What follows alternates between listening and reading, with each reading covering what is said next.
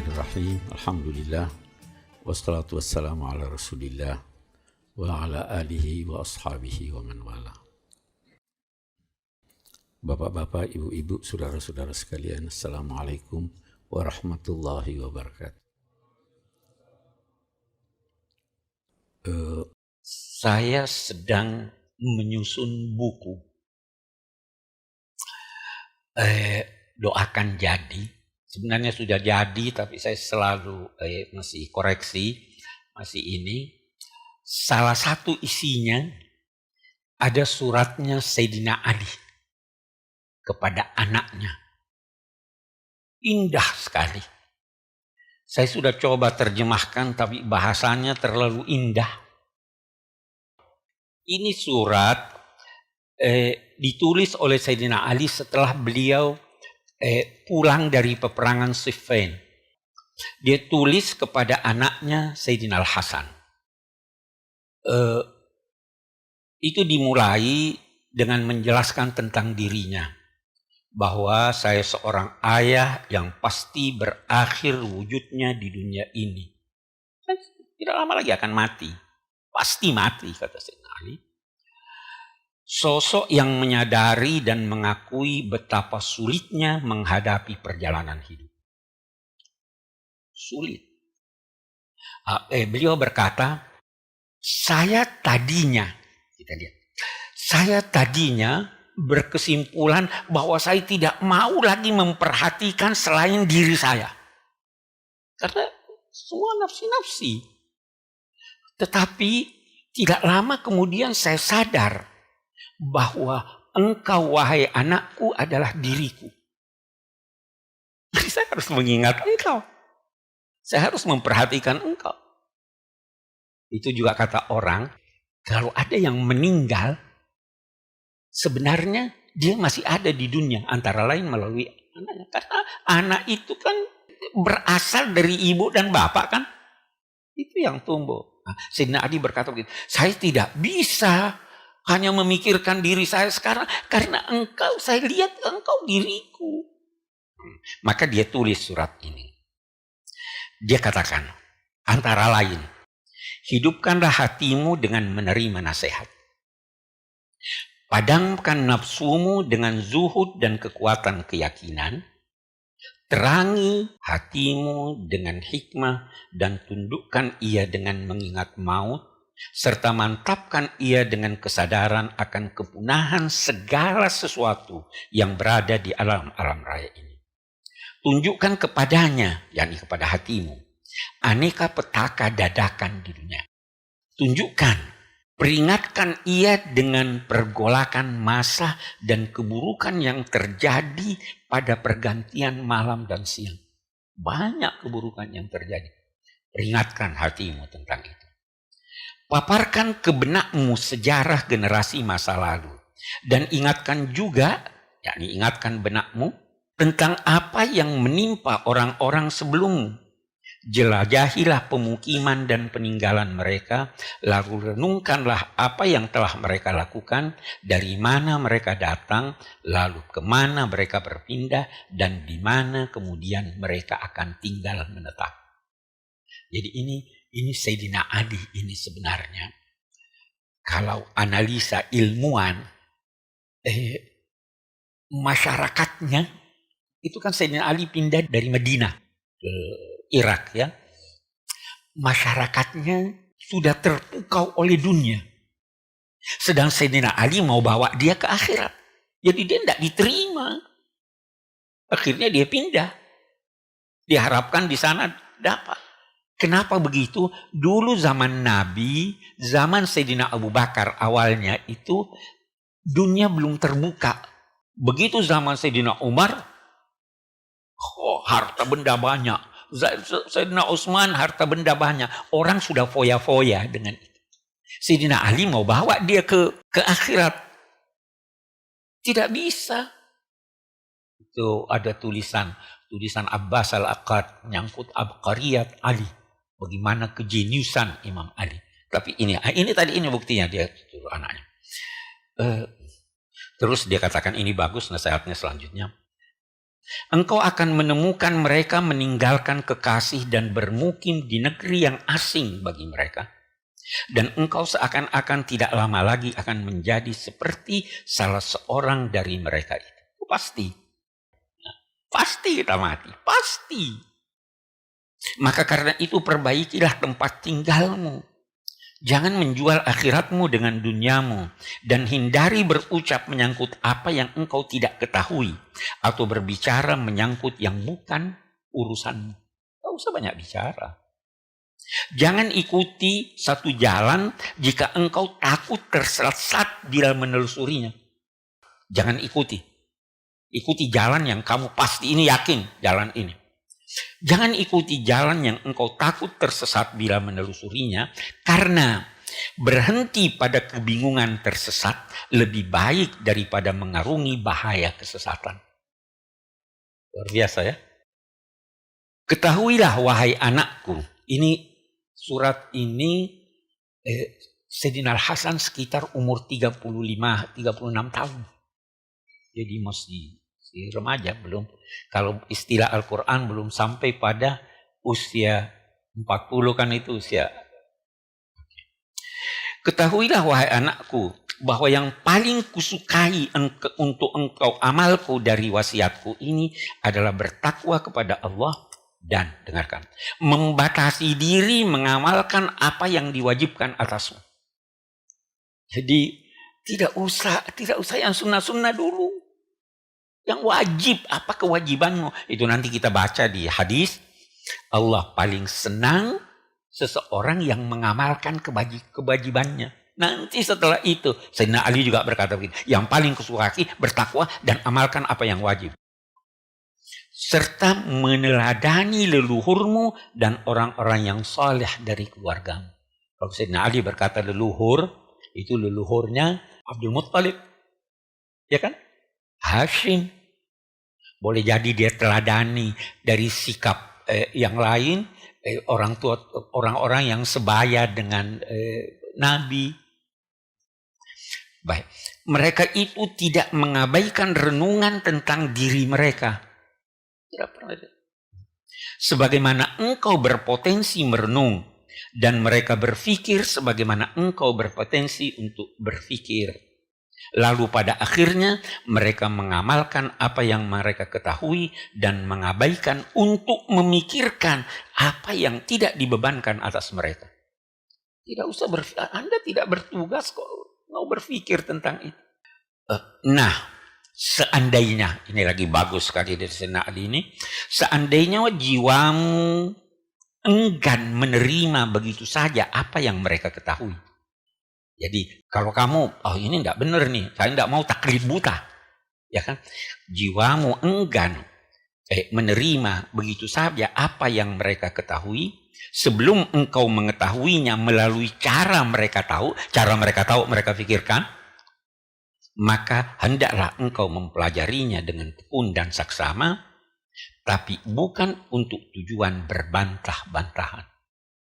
Hai anakku, jadikanlah dirimu neraca antara dirimu dengan selainmu. Karena itu sukailah untuk orang lain apa yang engkau sukai buat dirimu, dan bencilah untuknya apa yang engkau benci. Jangan menganiaya orang lain sebagaimana engkau enggan dianiaya, dan berbuat baiklah sebagaimana engkau senang diperlakukan dengan baik. Anggap buruklah apa yang terdapat pada dirimu yang engkau anggap buruk disandang oleh orang lain. Oh, ini dia buruk itu. Ada pada dirimu, kamu harus anggap buruk juga. Puaslah dengan apa yang engkau terima dari orang lain, sebagaimana kepuasanmu memberi untuk orang lain. Jadi kalau mau beri, kamu harus puas. Jangan mengucapkan apa yang engkau tidak ketahui, walau pengetahuanmu sedikit. Ada orang pengetahuannya sedikit, dia takut dikira bodoh, jadi dia ngomong. Jangan ucapkan apa, walaupun pengetahuanmu sedikit. Jangan juga mengucapkan sesuatu yang engkau tidak senang orang lain mengucapkannya kepadamu. Ketahuilah bahwa kebanggaan yang tidak berdasar terhadap diri sendiri merupakan lawan dari kebenaran serta penyakit yang menimpa pemikiran yang jernih. Nafkahkanlah harta hasil usahamu dan jangan menjadi penyimpan buat orang lain. Apa maksudnya ini? Kita punya duit, kita simpan, tidak mau kasih orang, kita mati, sebenarnya kita simpankan buat orang lain. Ya. Kemudian, jika engkau telah menerima hidayat menuju kebenaran, maka hendaklah engkau menjadi orang yang paling khusyuk dan patuh kepada Tuhan. Ketahuilah bahwa di hadapanmu ada jalan yang berjarak sangat jauh dan kesulitan yang sangat berat, sehingga engkau harus pandai-pandai menempuh jalan dengan benar dan pandai-pandai juga mengukur kadar bekalmu. Jangan terlalu bawa banyak agar engkau sampai ke tujuan. Tapi jangan sampai bekal itu memberatkanmu sehingga mengakibatkan bencana atas dirimu. Apabila engkau mendapati seorang butuh dan bersedia memikul bekanmu menuju hari kiamat untuk kemudian dia menyerahkannya kepadamu, maka sambutlah keinginannya itu. Ada orang pinjam duit sama Anda, ada orang butuh pada Anda, kasih dia. Karena sebenarnya itu bekal Anda yang dia akan serahkan di hari kemudian. Gunakanlah kesempatan mengutangi siapa yang meminta diberi hutang pada saat engkau mampu, agar dia dapat mengembalikan hutangnya saat krisis menimpamu. Ketahuilah bahwa di hadapanmu terdapat jalan mendaki yang sulit, yang tidak ringan bebannya. Ketahuilah bahwa penguasa perbendaharaan langit dan bumi, yakni Allah Subhanahu wa taala, mengizinkanmu berdoa dan menjamin untuk mengabulkannya. Dia tidak menjadikan antara engkau dengan Dia yang Maha Kuasa itu siapapun yang menghalangimu, tidak juga menjadikan antara engkau dengan Dia seseorang yang engkau mintai pertolongan untuk mendoakanmu. Dia tidak menghalangimu untuk bertaubat. Dia tidak mengejek dan mengecammu jika engkau kembali kepadanya. Dia juga tidak bergegas menjatuhkan siksa sebagaimana dia tidak mempermalukanmu di saat engkau berpotensi untuk dipermalukan. Ini biasa kalau kita lihat, banyak loh orang yang korupsi itu, tapi belum terbuka ya. Masih diharapkan dia tobat. Saya pernah berkata, orang yang tertangkap itu sebenarnya sudah sekian kali dia melakukan dosa, baru ditangkap. Ketahuilah wahai anakku, bahwa engkau diciptakan untuk berlanjut hidupmu hingga akhirat. Jangan anggap selesai di dunia. Bukan sekedar di dunia. Engkau diciptakan untuk punah di dunia ini, bukan untuk kekal. Untuk mati, bukan untuk hidup langgeng di sini. Dan sungguh engkau bertempat tinggal di suatu tempat yang mengharuskanmu berpindah ke akhirat. Harus pindah, mau kamu atau tidak mau. Engkau dikejar oleh maut yang tidak seorang pun berhasil luput dari kejarannya. Sehingga pasti semua terkejar olehnya. Karena itu hati-hatilah. Jangan sampai engkau terkejar olehnya dalam keadaan buruk.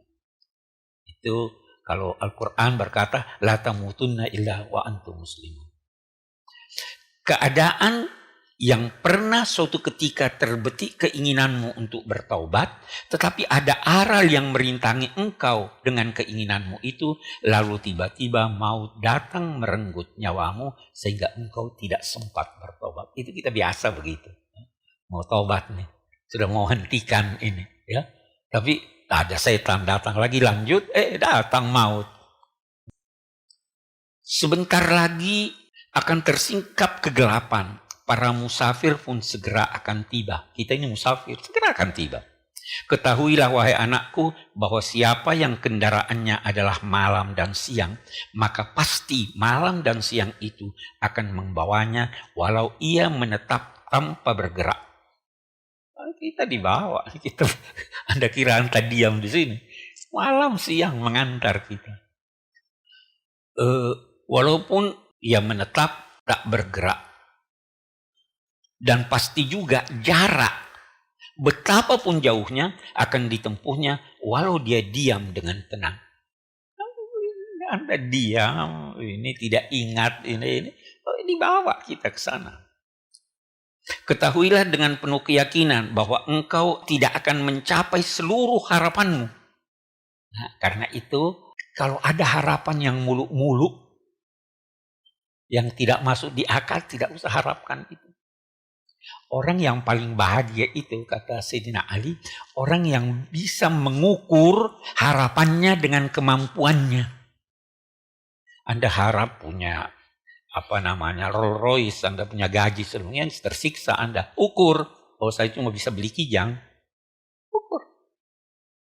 Karena begitu Anda dapat Rolls Royce, Anda minta yang lain lagi. Sampai akhirnya harapan itu dibawa. Temanilah orang-orang baik, engkau menjadi bagian dari mereka. Temani orang-orang baik. Dan hindari serta berbedalah dengan orang-orang buruk. Engkau berbeda dengan mereka. Seburuk-buruk makanan adalah yang haram. Seburuk-buruk penganiayaan adalah menganiaya yang lemah. Penggunaan kelemah lembutan jika bukan pada tempatnya menambah kekerasan. Sedang bersikap tegas pada tempatnya melahirkan kelemah lembutan.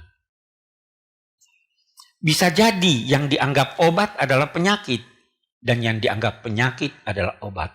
Bisa jadi yang memberi nasihat adalah orang yang tidak wajar memberinya dan bisa jadi juga yang dimintai nasihat justru menjerumuskan. Maksudnya pilih-pilih orang yang kamu mintai nasihat. Jangan sekali-kali mengandalkan angan-angan kosong karena ia adalah sikap si pici. Kecerdasan adalah memelihara pengalaman dan sebaik-baik pengalamanmu adalah yang menasehatimu. Gunakan kesempatan sebelum terlambat. Tidak semua yang mencari menemukan apa yang dicarinya. Tidak juga yang pergi akan kembali. Yang pergi tidak akan kembali. Yang pergi ke akhirat tidak akan kembali kemari. Termasuk bagian dari keburukan adalah menyia-nyiakan bekal dan memperburuk masa depan.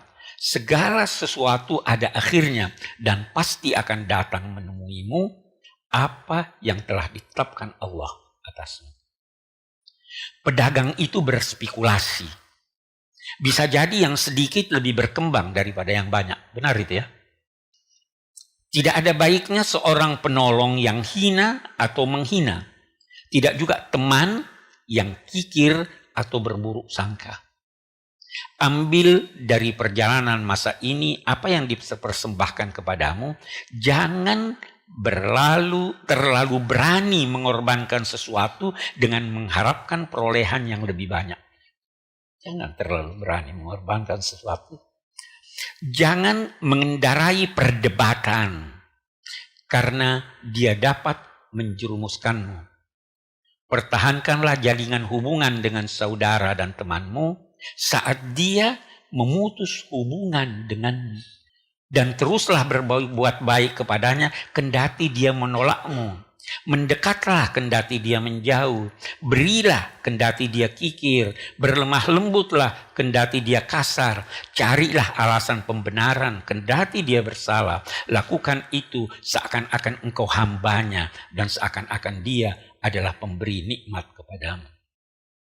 Tetapi hati-hati, jangan letakkan itu bukan pada tempatnya atau melakukannya bukan pada sosok yang wajar menerimanya. Jangan sekali-kali menjadikan musuh sahabatmu sebagai sahabat. Karena itu berarti engkau memusuhi sahabatmu. Tuluslah menasehati saudara atau temanmu, baik itu bermanfaat untukmu maupun merugikanmu. Pendamlah amarah. Aku tidak pernah melihat sesuatu yang dipendam lebih manis, tidak juga lebih baik dampaknya sebagaimana memendam amarah. Bersikap lemah lembutlah kepada yang kasar kepadamu, niscaya segera dia akan bersikap baik kepadamu. Perlakukanlah musuhmu dengan baik, karena itu adalah kemenangan terbaik dari dua kemenangan. Kalau Anda terhadap musuh bersikap kasar, Anda menang. Tapi Anda kalau bersikap baik kepada musuh, Anda menang. Dan kemenangan di sini lebih baik daripada kemenangan. Apabila engkau bermaksud memutus hubungan dengan seseorang, maka simpan sedikit peluang di dalam hatimu. Siapa tahu satu ketika dia berniat memperbaiki diri. Jangan putus hubungan sama sekali. Dan siapa yang menilaimu baik, maka benarkan penilaiannya. Yakni buktikan bahwa memang saya baik. Jangan sekali-kali mengabaikan hak temanmu dengan berandalkan hubungan baikmu dengannya. Karena siapa yang engkau abaikan haknya, maka ia tidak lagi menjadi teman. Jangan sampai keluarga menjadi orang yang paling sengsara karena ulahmu. Jangan juga mengharap dari siapa yang tidak menyenangimu. Jangan sekali-kali temanmu lebih kuat tekadnya untuk memutuskan hubungan daripada tekadmu untuk menjalin hubungan baik. Jangan juga dorongan untuk berbuat baik lebih kuat dalam dirimu daripada dorongan berbuat baik orang lain. Jangan memperbesar dalam hatimu kezaliman orang lain terhadap dirimu dengan membalas kezaliman itu. Sesungguhnya sikapnya itu yang menzalimi merugikan dirinya dan menguntungkan kamu. Balasan orang yang berbuat baik bukanlah dengan berbuat jahat kepadanya. Boleh jadi ada yang jauh, tapi lebih dekat daripada yang dekat. Dan boleh jadi ada yang dekat, tapi lebih jauh daripada yang jauh. Bisa jadi keputusasaan untuk mencapai sesuatu merupakan pencapaian. Anda putus asa itu sudah pencapaian. Itu dulu Sayyidina Abu Bakar pernah ditanya. Hal arafta rabbak? Apa kamu tahu Tuhanmu? Apa jawab Sayyidina Abu Bakar? Araftu rabbi bi rabbi. Saya mengenal Tuhan dengan bantuan Tuhan. Terus ditanya, bagaimana kamu mengenalnya? Dia jawab, al-ajzu anil idraki idraku. Kesadaran akan ketidakmampuan mencapai sesuatu, itulah pencapaian. Tanyakanlah tentang teman yang menemanimu dalam perjalanan sebelum bertanya kemana akan pergi. Dan utamakanlah tetangga sebelum rumah kediaman. Hindari mengucapkan sesuatu yang menertawakan, walau itu bersumber dari orang lain. Nah, ini kan Sayyidina Ali ini ketat sekali ya. Hormatilah keluarga besarmu, karena mereka sayap yang membawamu terbang, dan merekalah asal usulmu yang engkau berakhir pada mereka, dan mereka juga tangan yang engkau gunakan berjuang. Akhirnya suratnya dia tutup, dia katakan, aku menitipkan agama dan duniamu kepada Allah. Aku bermohon sebaik-baik ketetapannya untukmu di masa datang yang dekat maupun masa datang yang jauh di dunia dan di akhirat. Wassalam.